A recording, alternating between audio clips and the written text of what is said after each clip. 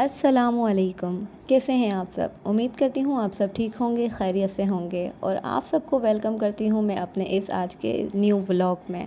और मेरा बहुत ही खूबसूरत दिन आज का स्टार्ट हो चुका है और यहाँ पर 8वां रोज़ा कंप्लीट होने को है। मेरी तरफ़ से आप तमाम लोगों को 8वां रोज़ा बहुत बहुत मुबारक हो।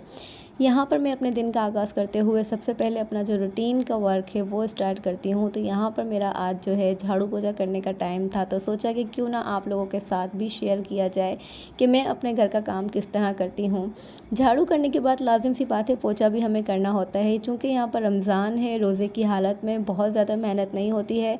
मैं रमज़ानों से पहले ही अपने घर को नीट एंड क्लीन और डीप क्लीनिंग कर लेती हूँ। इसलिए यहाँ पर मैं जो पोछा लगा रही हूँ वो जल्दी जल्दी से नल से पानी से वॉश करके और अपने घर को ज़मीन को चमका रही हूँ। यहाँ पर किचन में आने का टाइम हो चुका था क्योंकि इफ़्तारी अब करीब थी। तो इफ़्तारी के लिए मुझे यहाँ पर कुछ आइटम बनाने होते हैं जो हमारी बच्चों की रोज़मर्रा की ज़िंदगी में रमज़ानों में उनको जो है ना छोटी छोटी सी उनकी खुशियाँ होती हैं, जो वो लोग हर चीज़ में फ़रमाइश कर रहे होते हैं। तो इन्होंने फ़रमाइश करी कि मम्मा आज कुछ एक आइटम हमें बना कर देते हैं। तो बस यहीं पर उसकी तैयारी चल रही थी और मैं यहाँ पर चिकन वॉश करने लगी। चिकन वॉश करते करते सोचा कि क्यों ना आज आप लोगों से अपने बचपन की कोई एक कहानी को शेयर किया जाए कि मैं कौन हूँ, कहाँ से हूँ, कैसी हूँ, कितने बहन भाई हैं, क्या है मेरी फैमिली में। तो आगाज़ करती हूँ अपनी कहानी का। मेरा नाम हीरा है और हम 5 बहन भाई हैं। 2 मेरे भाई हैं और 2 मेरी बहनें हैं, जिनमें से एक भाई मुझसे बड़ा है, एक भाई मुझसे छोटा है। बहनों में भी एक बहन मुझसे बड़ी है, एक बहन मुझसे छोटी है। तो बहन भाइयों में जो बीच का नंबर है वो मेरा नंबर आता है। मेरे वालिद जो हैं वो पंजाबी फ़ैमिली से बिलॉन्ग करते हैं। मेरी वालदा जो है वो सिंधी फ़ैमिली से बिलॉन्ग करती हैं। हमारे ख़ानदान में इस तरीके का सिस्टम नहीं है कि बस अपनी ही कम्युनिटी में आपको जो है ना शादी करके जाना है। मेरे वालिद अच्छे थे, काम काज करते थे, ख़ानदान अच्छा था, तो मेरी अम्मी को पंजाबी फ़ैमिली में ब्याह दिया गया। तो मेरे अब्बू ने जो अपनी पूरी ज़िंदगी जो है वो दुबई में गुजारी। दुबई में मेरा जब से मैंने अपना होश संभाला है तो मैंने अपने अब्बू को बहुत ही कम हमारे साथ देखा।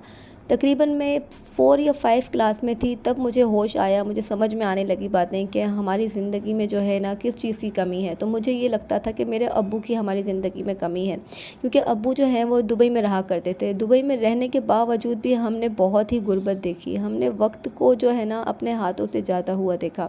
हमने एक एक रुपए के लिए अपने आप को तरसता हुआ देखा। हमने लोगों को जब अच्छे अच्छे कपड़े पहनते हुए देखा, हमने लोगों को अच्छा खाता हुआ देखा, हमने लोगों को होटलों में होटलिंग करते हुए देखा। तो मैं उस बचपन में ही अपने आप को एक सहमा हुआ बच्चा महसूस करती थी कि हमारे अब्बू तो दुबई में है। सब हमें कहते हैं कि तुम्हारे वालिद तो दुबई में है, तुम्हारा तो अब्बू दुबई में है। मेरी अम्मी से सब कहते थे तुम्हारा तो शौहर दुबई में है, तुम तो बहुत अमीर हो, तुम्हारे पास तो बहुत ज़्यादा पैसा है। लेकिन ये उस दौर की बात है जब मेरी उम्र तकरीबन 6 से 7 साल की उम्र में थी मैं।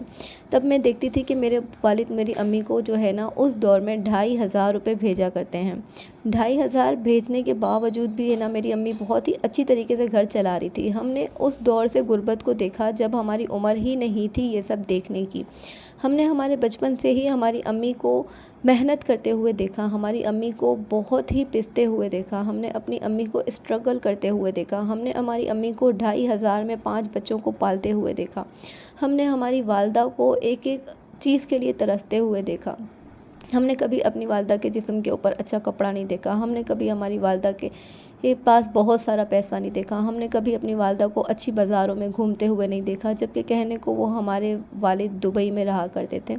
लेकिन बहरहाल ये वक्त था जो मेरी अम्मी ने गुजार दिया। लेकिन हम भी उन्हीं माँ की औलाद हैं, हमने उन्हीं माँ से सीखा है कि किस तरीके से अपने घर को चलाना है, किस तरीके से वो अपने घर को मेंटेन करती थी। वो 2,500 रुपये में भी हम बहन भाइयों को पालती पोसती, स्कूल भेजती, ट्यूशन भेजती, मदरसे भेजती, हमें अच्छे कपड़े पहनाती, हमें कभी एहसास नहीं होने देती कि हमारे पास पैसे नहीं हैं।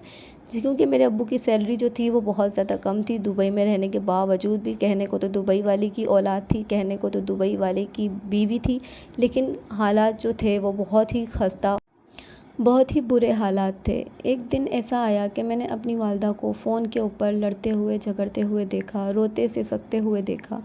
तब जाके पता चला कि अब्बू ने जो है 2,500 रुपये से जो है ना 5,000 रुपये अम्मी की वो कर दी है मंथली पे, जो भेजने की होती हैं अपनी बीवियों को, जो बाहर मुल्क से शौहर हजरात और है ना फैमिली का बड़ा मेंबर अगर कोई बाहर मुल्क हो तो वो भेजा करता है।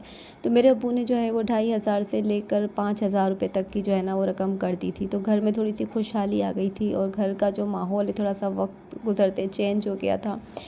2 से 3 साल तक ये सिस्टम चलता रहा। अब्बू ने 5,000 अम्मी को भेजे, जिसमें से अम्मी कभी टीवी ख़रीद लेती, कभी अम्मी पर्दे नए ले आती, कभी मम्मी हमारे लिए नए ड्रेस ले आती, लेकिन कभी अपने लिए खर्च नहीं करती। मेरे अब्बू जब अक्सर दुबई से आया करते थे तो घर में बड़ी ही रौनक लग जाती थी, मेहमानों का शोर लग जाता था, मेहमानों का आना जाना लग जाता था। मेरी अम्मी बहुत ही मासूम तबीयत की थी। मेरी अम्मी जैसे ही मेरे अब्बू आते तो मेरी अम्मी वहाँ से जितना भी ख़रीदा हुआ सामान होता, उनकी सारी पेटियाँ जो होती ना, सूटकेस वगैरह होते, वो मेरी अम्मी खोल के मेहमानों के आगे कर देती, अपने बहन भाइयों के आगे कर देती, और वो अपनी मर्ज़ी से उसमें से जो जो चीज़ें चाहिए होती वो उठा उठा कर ले जाते। हम बहुत छोटे से थे, हमें कुछ होश नहीं था, बस हम देखते रहते थे, पर हमें खुशी ये होते थे कि हमारे वालिद आ गए, हमारे अब्बू आ गए, अब हम यहाँ घूमने जाएंगे, अब हम वहाँ घूमने जाएंगे।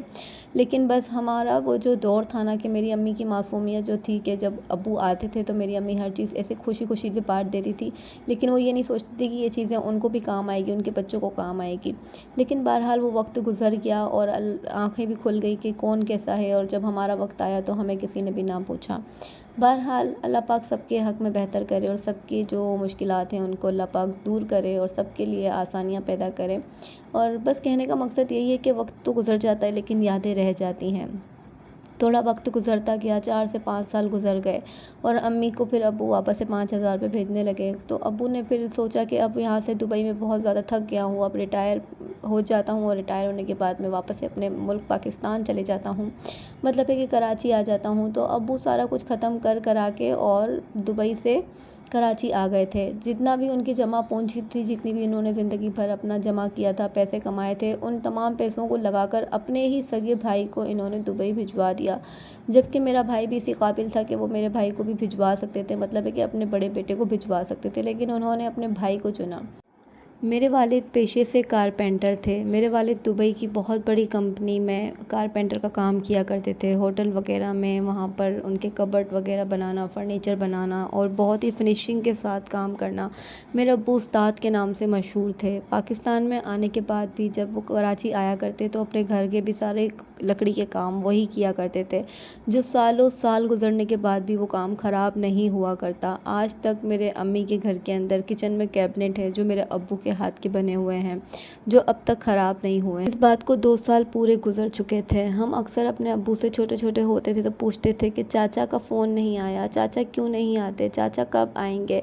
ये वही चाचा हैं जो मेरे अब्बू की जगह पर दुबई में ऐश कर रहे थे, जो मेरे अब्बू की जगह पर दुबई में कमा कर अपनी फैमिली को खुशहाल करके गुजारा कर रहे थे, और यहाँ पर हम लोग एक एक रुपए के लिए तरस रहे थे। उसी चाचा ने 2 साल तक मेरे वालिद को ना फ़ोन किया, ना पूछा, ना करा, ना कि तुम्हारे घर में सब कैसे हैं, तुम ज़िंदा भी हो कि मर गए हो, क्या तुम्हारे बच्चे क्या खाते हैं क्या नहीं पीते हैं। ये वही भाई था जिसके लिए मेरे अब्बू ने अपनी पूरी जमा पूंजी, जो जमा एक एक रुपया दुबई में रह के कमाया था, उससे मेरे चाचा को बाहर मुल्क दुबई में भेजकर उसे सेटल कर दिया, जो अपनी ज़िंदगी, अपने बच्चों की ज़िंदगी बेहतर से बेहतरीन बना रहे थे।